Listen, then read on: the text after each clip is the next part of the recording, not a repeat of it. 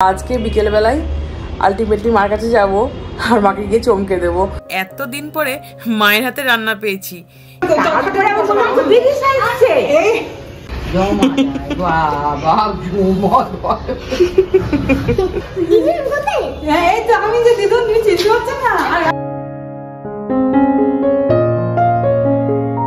Hello, কেমন আছেন আপনারা সবাই? আশা করি খুব ভালো আছেন। আমি বিদিশা, প্রবাসী হোমমেকার চ্যানেলের আরও এক নতুন ভিডিওতে আপনাদের সবাইকে স্বাগত। অনেকক্ষণ ধরে ছাদে বসে আছি আর বসে বসে বেড়ালটাকে খানিকক্ষণ ধরে দেখছিলাম। ও অনেকক্ষণ ধরে চেষ্টা করছে এই ছাদ থেকে ওই ছাদে লাফানোর, কিন্তু বেচারা আর পেরে উঠছে না।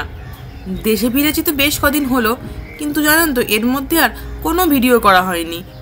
এসের থেকে আবেশের এত শরীর খারাপ আর কোনো ভিডিও করতে পারিনি, কারণ ওখানে তো বড় ঠান্ডা পড়ে গেছিলো আর এখানে বেশ গরম আছে। দুটো ওয়েদারের চেঞ্জও নিতে পারেনি, তাই একটু অসুস্থ হয়ে পড়েছিল। তো আজকে ডাক্তারের কাছে যাব, কাল সারা রাত ধুম জ্বর ছিল। আজকে বিকেলবেলায় আলটিমেটলি মার কাছে যাব আর মাকে গিয়ে চমকে দেব। মা এখনও জানে না যে আমরা ইন্ডিয়া অলরেডি এক সপ্তাহ আগে চলে এসেছি। মা জানে আজকে আমরা বিকেল নাগাদ ল্যান্ড করব আর কালকে সকাল নাগাদ আমরা যাচ্ছি মার কাছে। দেখবো মা কি করে। আশিস এদিকে ওর ব্রেকফাস্টটা করছে, আমিও করে নিই। তুমি খেয়েছো? আমি এখানে এলেই বাবা রোজ দিন এই বাপুজি কেকটা আমার জন্য আনবেই। যত যাই কেক খাই না কেন, এই কেকটার স্বাদ অন্য কারোর কাছে ধারে কাছে ঘেঁষবে না। এই টালিগঞ্জ থেকে আমাদের বাড়ি যেতে বেশ অনেকটা সময় লাগে, আর তাই সকাল সকালই বেরোবো আজকে। ওই 1:30-2টোর মধ্যে রেডি হয়ে বেরিয়ে পড়বো। ট্রেনের টাইম 4টের দিকে, তো কি হয়েছে, রাস্তায় যা জ্যাম হয়, বেরোলেই 1 ঘন্টা খেয়ে নেবে।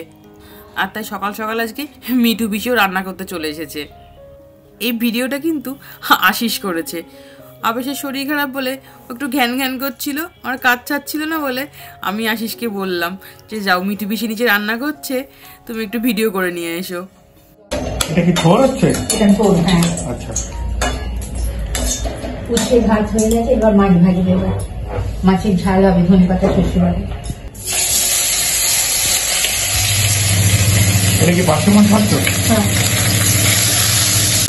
পার্শে মাছের ডিম আছে গো? আছে, দুটো পেটে ডিম আছে। দেখে দেখে দেবো, যেগুলো আছে সেগুলো দেখে তুমি ভালো একটু দিয়ে দাও। পরশু দিনকে যেহেতু আমার বাড়িতে পুজো আছে, তাই আমাদের সাথে এ বাড়ি থেকে মা বাবারাও যাচ্ছে আমাদের বাড়িতে। তো যথারীতি মা জানে না সারপ্রাইজ হবে গিয়ে, আর রান্নাবান্নারও কিছু জোগাড় জাগাড় করে রাখবে না। আর রাত্রিবেলা এতগুলো লোক গিয়ে পৌঁছলে মাকে আবার রান্নাবান্নার জোগাড় জাগাড় করতে হবে।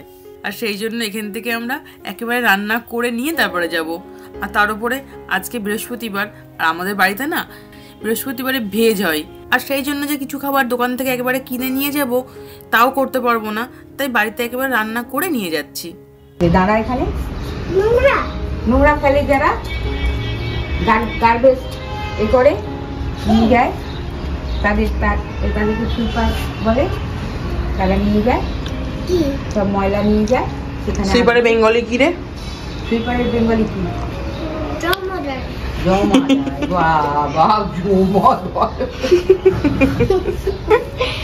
ভালো, ঠিক আছে, জমাদার। তুমি জানো? বাবা, ওটা ফেলবি না, অকাজ করবি না, মুখ থুবড়ে পড়বি বাবা।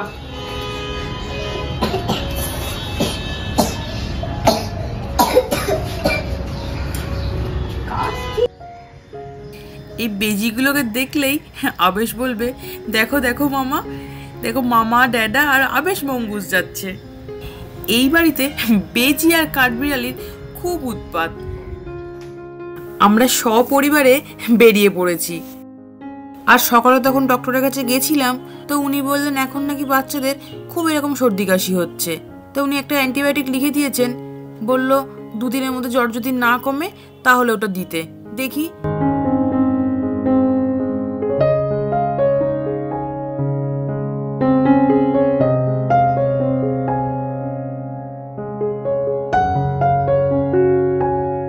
দেশে ফেরার পর থেকেই বাড়ি যাওয়ার জন্য মনটা বড্ড ছটফট করে। এই লাস্ট 1 সপ্তাহ ধরে মার সঙ্গে তো ঠিকঠাকভাবে ফোন করে কথাও বলিনি, পাছে মিথ্যে কথাগুলো ধরা পড়ে যায়।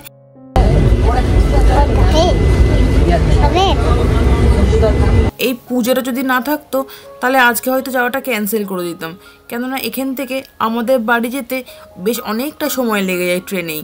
2 দিন জ্বরটা কমলে তারপরে যেতাম। খানিকক্ষণ আগে টেম্পারেচার চেক করলাম, এখনও 101 মতো জ্বর, তবুও বক বক করেই চলেছে। এত আলো আর সবারই কথাবার্তা শুনে কিছুতেই ঘুমোবে না ট্রেনে।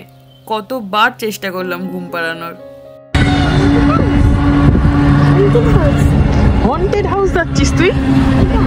এই অন্ধকার রাস্তার মধ্যে দিয়ে যাচ্ছে বলে আবেশ বলছে আমরা কি হন্টেড হাউস যাচ্ছি, দিদুন বাড়ি কি হন্টেড হাউসে? বোঝেন কাণ্ড। তাহলে 1 বছর পরে যখন দেশে ফিরি সে আনন্দটা তো এক রকমের আনন্দ, তবে যখন মার কাছে নিজের বাড়িতে ফিরি তখন সে আনন্দটা যেন অন্য রকমের একটা আনন্দ হয়। সেটা আমরা একমাত্র মেয়েরাই বিয়ের পরে বুঝতে পারি। আমি তো ভাবছিলাম মা মনে হয় দোকানেই থাকবে, দেখতে দেখতে সেই জন্য আসছিলাম দোকান খোলা আছে কিনা। আস্তে আস্তে আস্তে আস্তে আস্তে সিক্রেট। চুপ চুপ।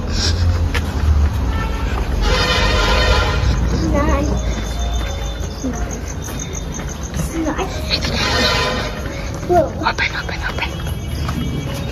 We did it.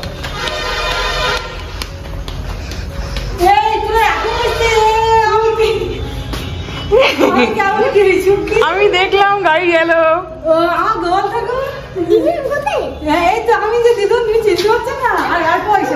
আসছে সব,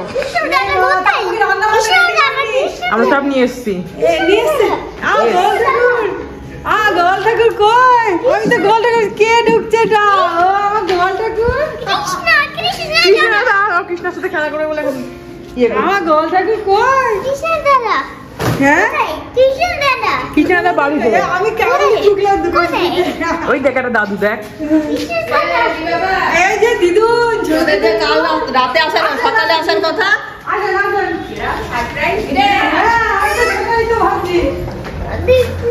কেমন সারপ্রাইজ হলো? হ্যাঁ আমি তো ফোন করে পাচ্ছি না যে কখন ঢুকলি, তো এসছিস কবে তাহলে?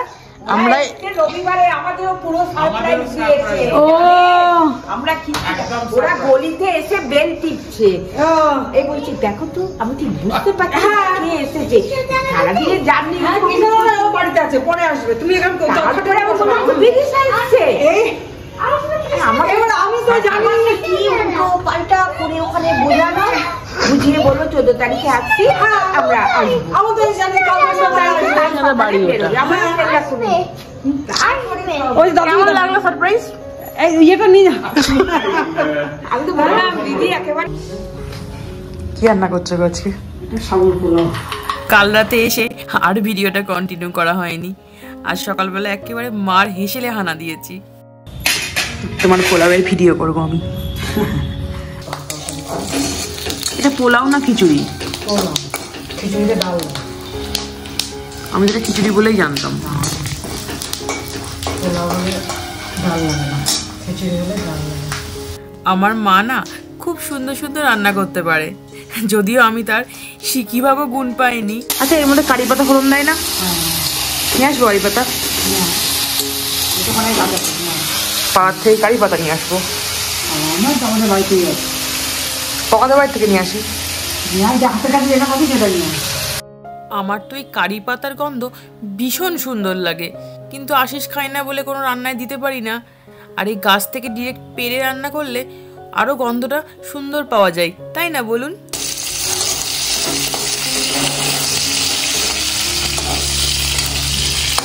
আশিস কারি পাতা খাই না, ওরাই কারি পাতার গন্ধে বমি পাই। পছন্দ করে না, যার গন্ধ। ধনে পাতা অনেকের ভালো লাগে না, পছন্দ করে তো খেত না আগে। আর নেড়ো না, শক্ত হয়ে যাবে না। এত গরম এত দিও না আমাকে, গরম খেলে মুখ পুরো মরে যাব। এতদিন পরে মায়ের হাতে রান্না পেয়েছি, সেটা স্বাদ অবশ্যই অতুলনীয় হবেই। আজ তো ভিডিওটা এখানেই শেষ করছি, দেখা হবে আরও এক নতুন ভিডিওর সাথে খুব তাড়াতাড়ি। ততক্ষণ আপনারা সবাই খুব ভালো থাকবেন আর আজকের ভিডিওটা আপনাদের কেমন লাগলো আমাকে অবশ্যই কমেন্ট করে জানাবেন। আর যদি ভালো লাগে তো প্লিজ চ্যানেলটি সাবস্ক্রাইব করবেন, একটা ছোট্ট লাইক করে সঙ্গে থাকবেন। আজ তবে আসি, টাটা।